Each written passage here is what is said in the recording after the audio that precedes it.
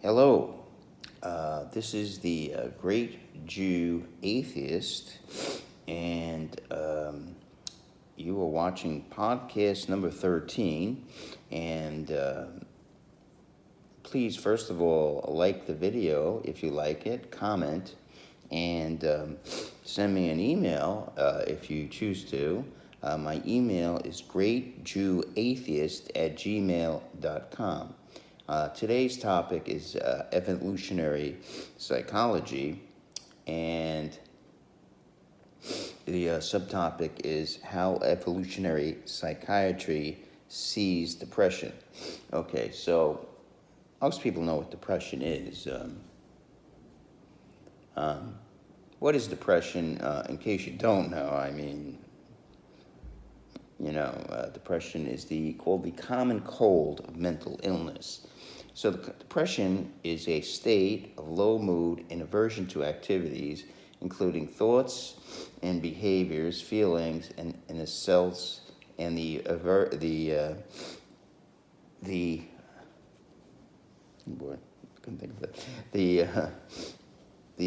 change of the sense of one's sense of well-being.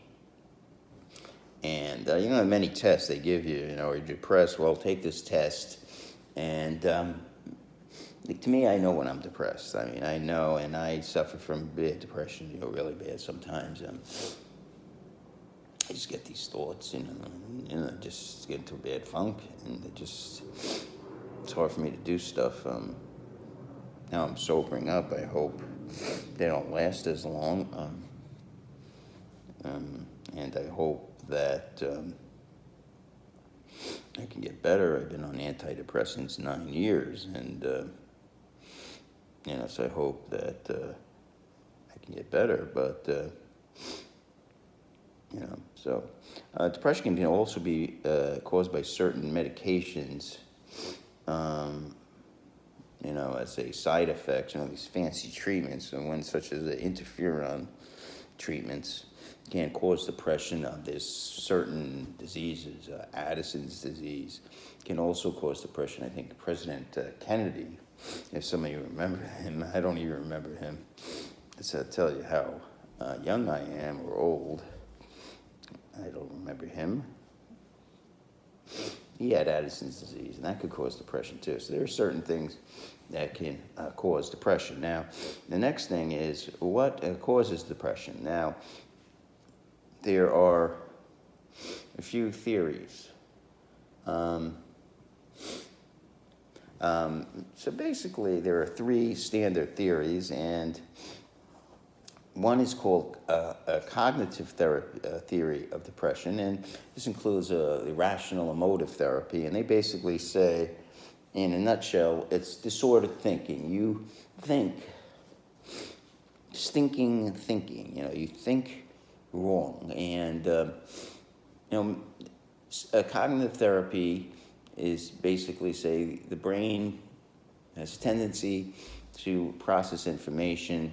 You jump to conclusions. I remember the other day I wanted to buy something, and one of my sisters has access to my bank account, and all of a sudden my cash card wasn't working. So I was going crazy, and all these crazy thoughts started to come in. I don't want to mention what they are. So I went down the street to CVS, and that little walk. It must have been a 5-10 minute walk. Really bad thoughts came in, and so I finally said, "Okay, relax. Just try to get money from the CVS." And sure enough, it worked. So, but it's amazing, all these thoughts. So that in cognitive therapy, which I know a little bit about from David Burns, who wrote some excellent books. He's not the pioneer, but he was a student of the pioneer of cognitive therapy, and he said, so that is called jumping to conclusions. So I thought paranoidically that my sister had put some kind of hold. My sister was actually away someplace on my credit card, but not much evidence. There was a fact. The fact is it wasn't working on my debit card, immediately I was going crazy. I was like ready to kill, and then saying, okay, well, here's one possibility that just wasn't working. Check to see if you got money, And this, by the way, Santander is a horrible bank. It's not the first time that had happened, and they stopped my debit card once. So, and they wanted to change my PIN. I said no, and the 2 times and one more time, we have to get a new PIN, and it's just a horrible bank. And I'm not scared to get sued by Santander again, because it's like taking money from blood from a stone. So cognitive is so again, your brain, for some reason, there's a whole branch called cognitive psychology, and your brain is somehow taking this information, and it is not taking it in well. It's not, and whether it's just built that way. Again, because human organs aren't built well. I was having this argument with this fundamentalist Christian guy. He's, oh no, they're built perfectly. God built. No, they're not. They're not built well, and the brain is not built well. It's built for survival, but it's not built to reason and logic well. And if it was, we'd have a lot better world. But it's not built well, and one of the things it does, so we have to learn, it should be cognitive thinking, should be probably, this road, the taught subject in junior high school and high school. You could probably have a whole curriculum how to think cognitively, And I don't know if you can make a whole, maybe you could. I mean, maybe you could teach people, so it's a very good thing. It's a very good therapeutic model. And so it causes depression. Now, so there's no doubt of this, and they find that studies that cognitive behavioral therapy is equal to, in effectiveness, as antidepressants. So it's a very good form of therapy. Another theory that depression is caused by biology, and certain neurotransmitters, and certain people have a deficiency in this, and it's certain people have a deficiency in these transmitters, and they don't work correctly. So, I don't know too much about biology in itself. It's very complicated, monoamine, oxidase, and all these things. But there are a lot of theories, and, some people don't get the right amounts. Genetics is variable, and so some people get screwed over in that respect. Now, there are also behavioral therapies, Freudian therapies, such as psychoanalytic therapies of theories of depression, the B.F. Skinner, you learned operant conditioning, and there's all these conditionings. You were conditioned right, and what's that book he read, the famous B.F. Skinner book? I forget. He wrote this famous book that, Skinner box, and he, if he can condition people, he'd have a perfect society. I mean, this guy before his time, he had a plan for everybody. And believe me, I met a lot of people, and he might be right. These people are fucking crazy, man. One guy in my group, he was making terroristic threats, basically. He's so angry. He's angry at the government. And he's, I'm going to come in one day with a gun. And by the way, this is on federal property, I think, because they were in the federal building. And so it's funny, and no one has taken this guy seriously. And that's how bad that's how much sucks his life. I think, at least if you're making terroristic threats, people would take you seriously, And the person running the group doesn't take him seriously, It's like, they always used to panic and stuff like that, It was like, shit, this guy's gonna fucking shoot some motherfucker, It's like, but the person running the group doesn't even take this guy seriously to show you how fucked up his life. So if you're making threats and no one's gonna take you seriously, that's bad. So please, when you're making threats, right, take someone seriously. Make their day. Okay, now, what is this podcast about? Now, to add on to these theories, and again, they all have their merits. This is not a replacement. I'm not going to say that, cognitive therapy is the only answer. I'm not going to say that, of course. Cognitive therapy is good. and biological basis of theory. There's a good behavioral theories probably have some merit. So this is more evolutionary theories of depression. Now, again, evolutionary theories arise from the idea of the EEA, the environment of evolutionary adaptation, which is mostly where our brain developed. 100,000 years of Homo sapiens, I think the English say it that way. I love the English. Of 100 years of the Homo sapiens, 11,250, 11,000 of them we were farmers, and 250 of them were in the Industrial Revolution. So basically, almost all of those years, a great majority, 95 to 98% of them were probably as hunter-gatherers. So the EEA really means the environment in which our brains were pretty much formed. So now, evolutionary psychology became interested in this depression, and they noticed depression has a weird thing. Most things become more prevalent in age, like heart disease and strokes and schizophrenia and many mental illnesses too. Alzheimer's disease and all other types of dementia, but not depression. Depression is pretty constant with age. Take a group of 12-year-olds, take a group of 60-year-olds, and here's depression is pretty much the same. So I thought this would be a good, right? I thought this would be a good thing to study. And one of the odd things some of the early researchers did on this, they said depression has a lot of bad things. This is the first thing they said. Depression has some really bad things, especially in the modern environment. What are the bad things? Well, you want to sleep all day. You don't want to go out, and that could be a problem making a living, it's really bad. You feel like shit. You just want to sleep all the time.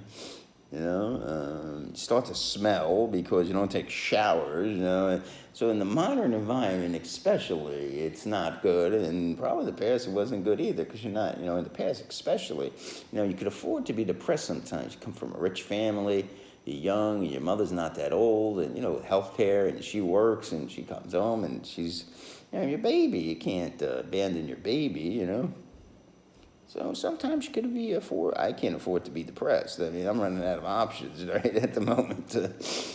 And I am depressed, I'm not going to lie to you. Life sucks, I'm depressed. And I think my function, I discuss my depression and, maybe towards the end, why do I think I'm depressed? And I got some interesting theories why the modern environment is conducive to my depression.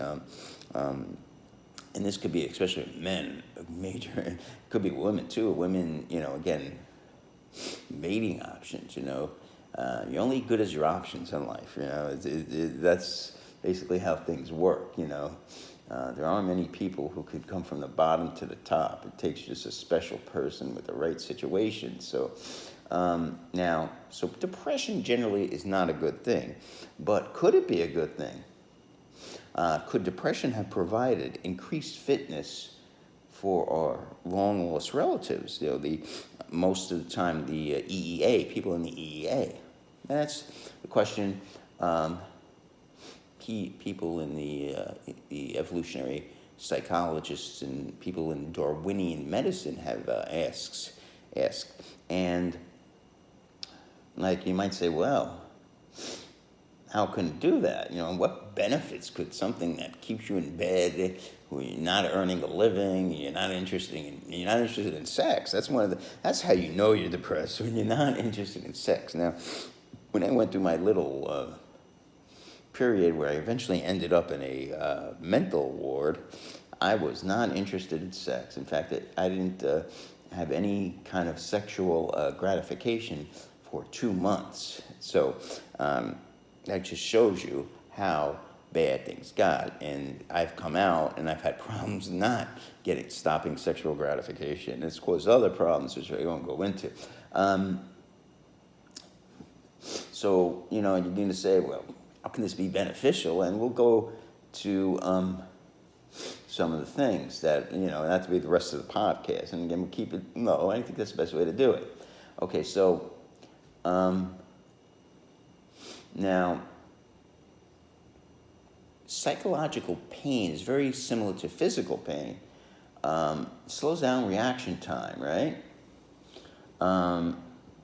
It disrupts patterns of sleeping and eating. You sleep more, eat either more or less. And I would gather in the EEA probably be more, maybe less if you're isolating yourself. You're probably isolating yourself and you get even really skinny, Not many people will be there, maybe a relative. And the loss of sex, that can be loss of sex, satisfaction in having sex, right? And that's important because if you're not having sex, the genetics of the situation, right? So, you're not going to pass on your genes. So these are really big things to give up. Let me see my handwriting again. Okay, I can read that. Right. Now, there's also a behavioral shutdown.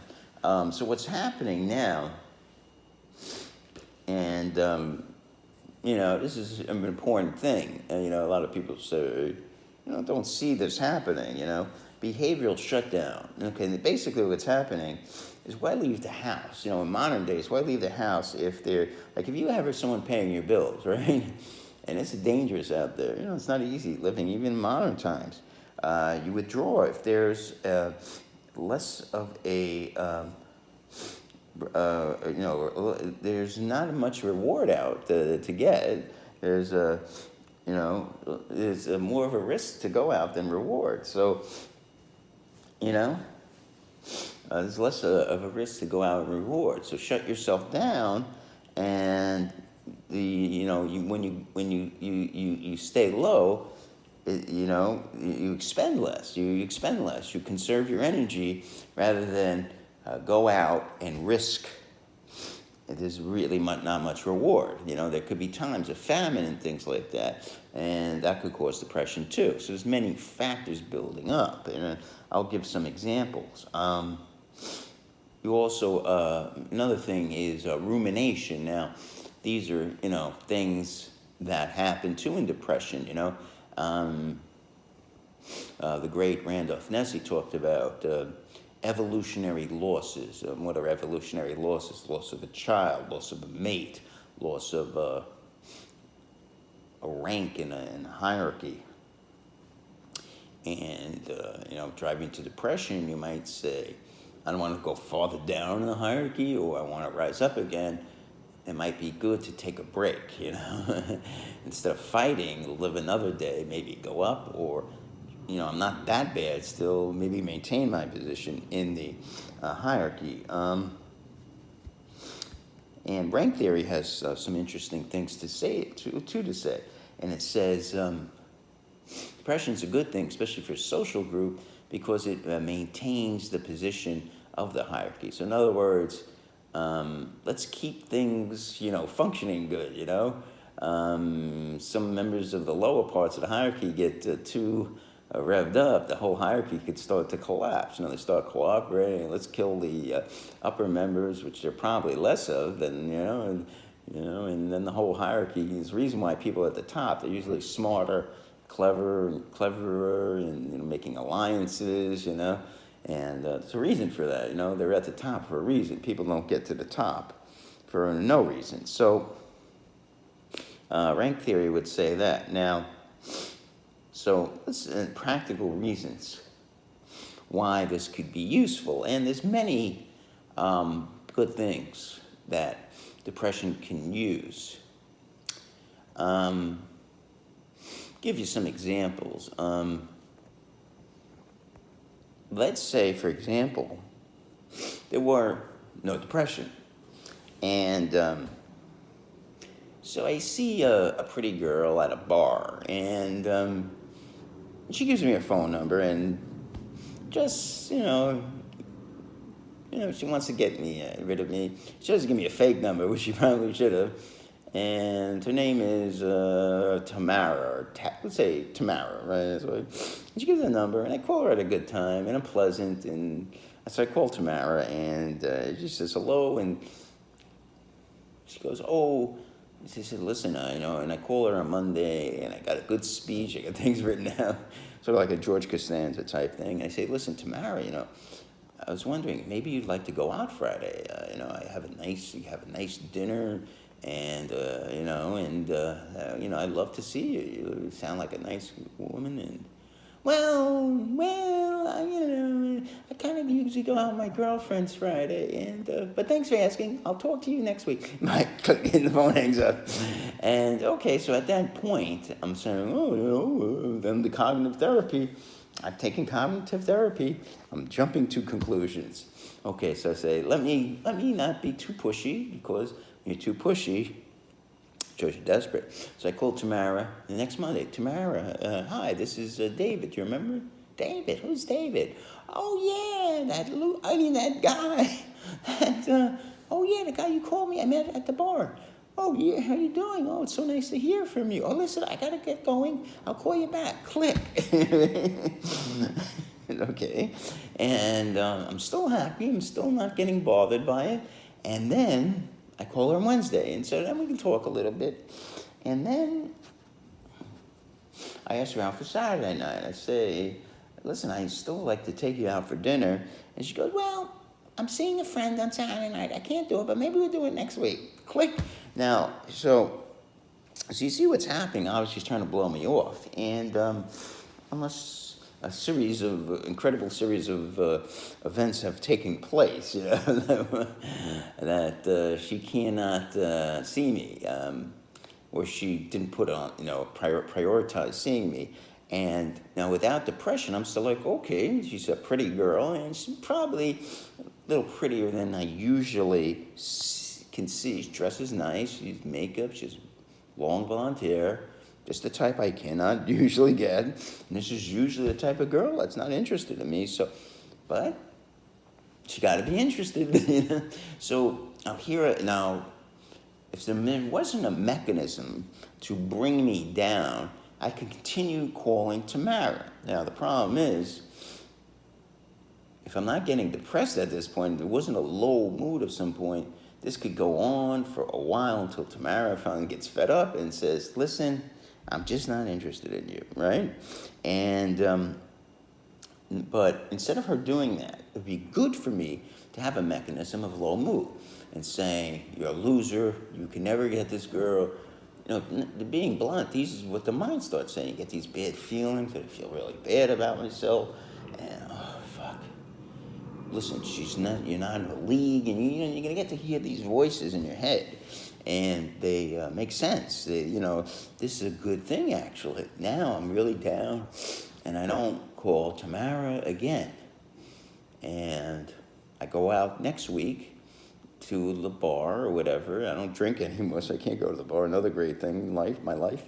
And this time I meet a girl who's not very attractive. She's okay. She may be a 5, average at best, what Tony Soprano said to Christopher.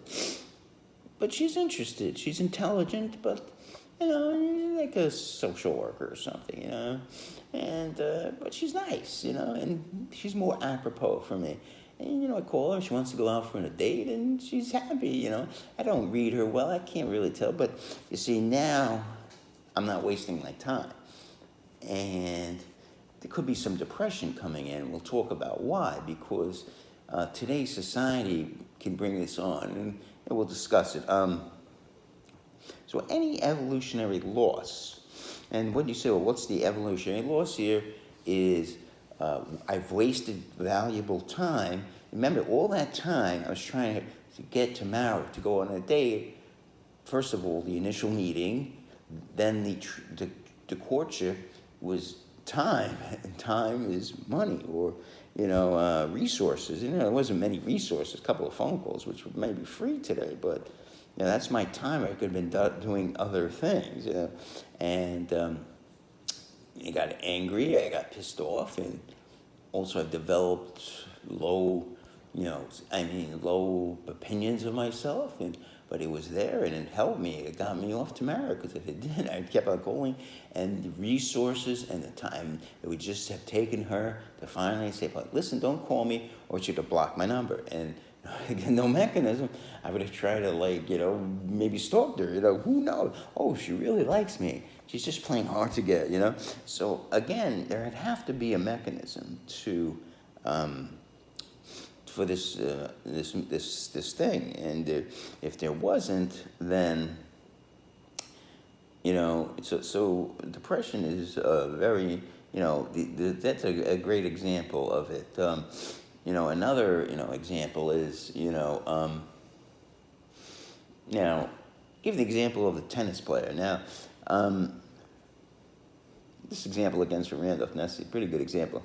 He talks about, let's say you're a good, really good tennis player, and you play in a club. Let's say your local town. I live in Queens. Let's say Rego Park is a tennis club, and you're the best tennis player. You're 35 years old. You're awesome, right?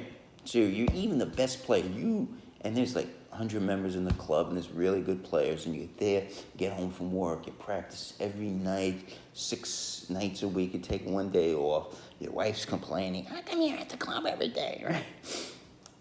And you're putting your body, and you're tired, and you're hurting, you're taking painkillers, and and that's probably not good, and you get them legally just so you can play tennis because you love it so much. But because we live in a tribe of 8 million people, and just in the city of New York, and just in Queens there's 2 million people, you're probably not even the best tennis player in Queens, and you're definitely probably not the best tennis player in New York City. And that's important, because in the tribe, you would have probably been, well, not the best tennis player, of course, but the best at some kind of athletic feat. So it's very important in the tribe, and now you feel a sense of worth. And I think that disappears, like you do something you're good at, and you're probably not even the best in your club, if you think about it.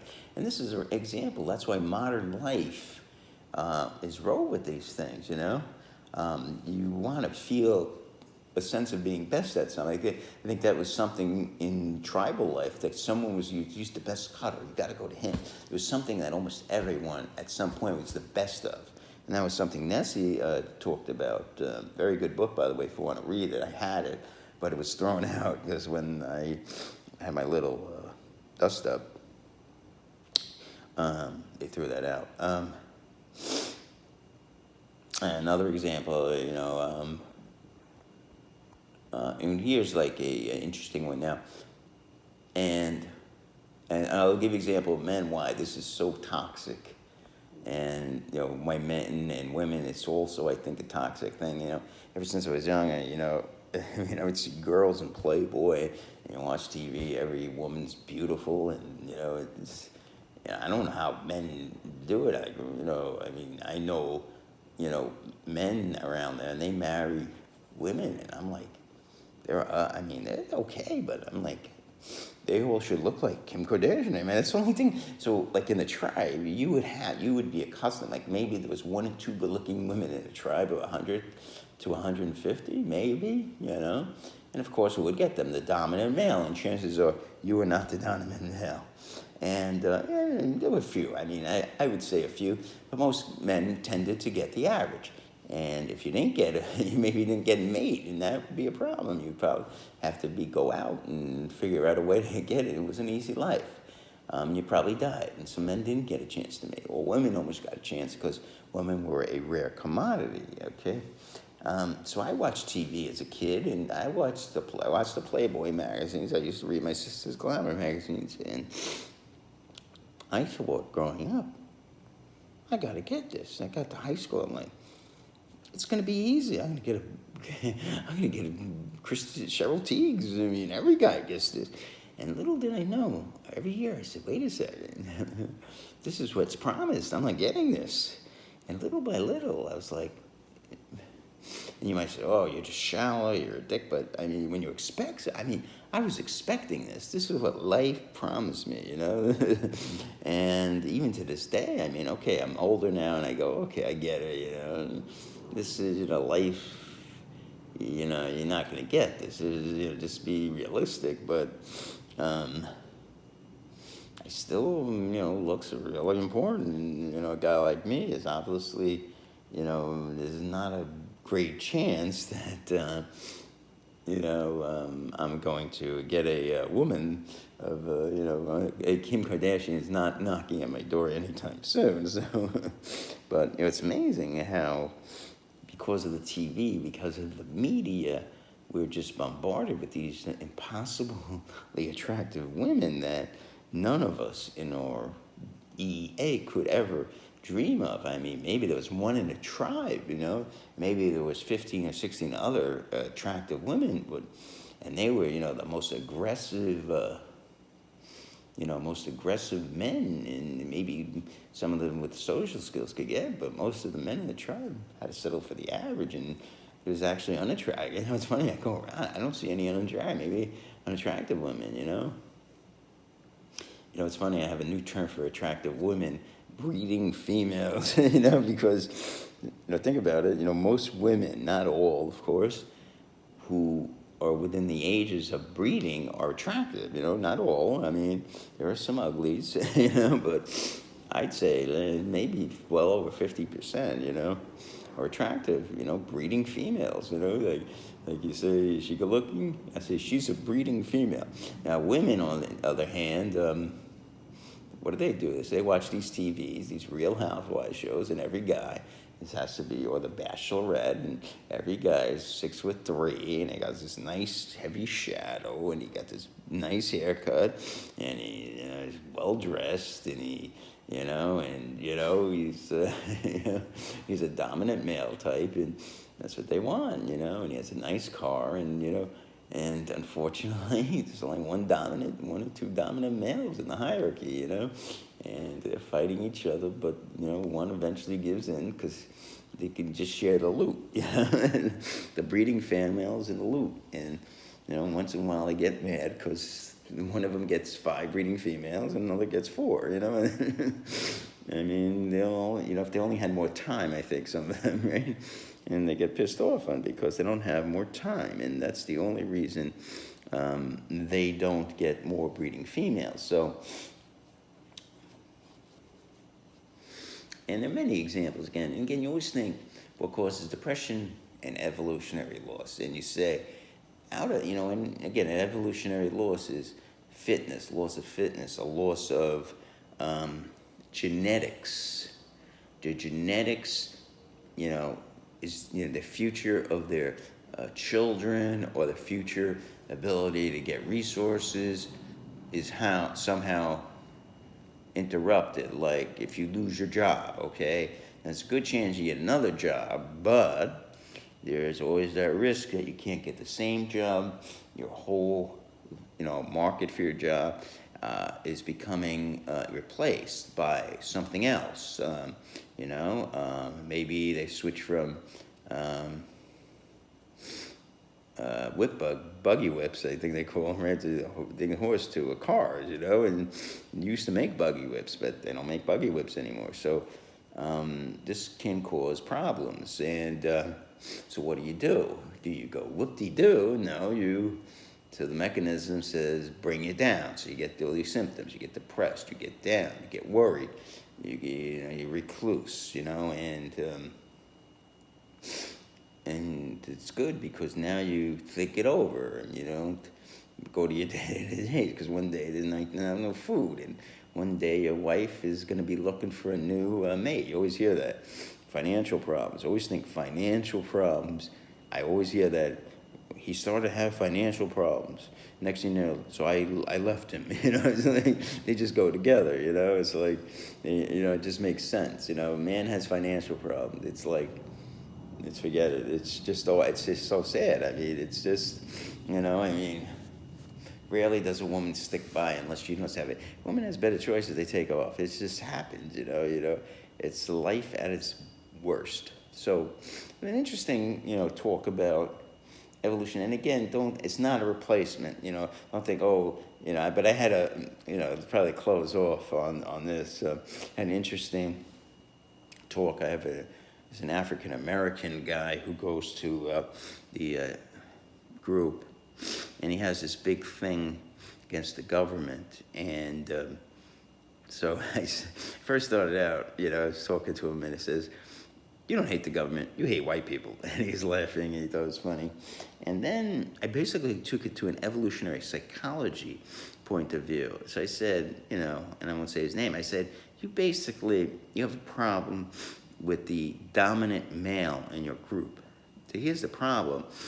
The dominant male in your group, he not only has taken all the resources, almost all the resources, leave you with nothing, he's taken all the breeding females from the group, leaving you with paid with nothing. Now you're in a position now, you're so angry, you're so resentful. Of course, if you have no resources and no breeding females, what's the sense? If you have barely no food, you're starving, what's the sense? I mean, it's time maybe to take action. And, in the group, he was making terroristic threats. I'm going to come with a gun, I'm going to blow up the... So bad, no one's even taking him seriously. You figure, someone makes a terroristic threat, you take up, they don't take this guy even seriously, So that's how feeble he is, I mean, please take me seriously. I'm making a terroristic threat. So it all led to, so he's at that point where, what do? I'm in this pyramid, this group. I'm really angry because there's no hope. I can't get give me one breeding female. But since they're hogged up so much by other members above me, or definitely the dominant males, I can't even get one. And then resources I might need, like firewood, and I can't get that either. Maybe just give me firewood and food for a while, and then, things might get better, and, maybe go out on a hunt, and we'll rape some women or something, But, I can see his frustration, his anger, I mean, I'm angry too. I mean, I can't get laid. I would say, oh, you got to wait at least a year, and get laid, like that, motherfucker. I need it now. I need it for something good looking, I got a lot of fucking demands in life. I mean, but so pretty good podcast. I'm gonna try to keep it to 38 minutes. Got a little about 24 minutes to waste, but 24 seconds, I think. So that's a podcast number 13. I missed the last few days. A couple of things came up.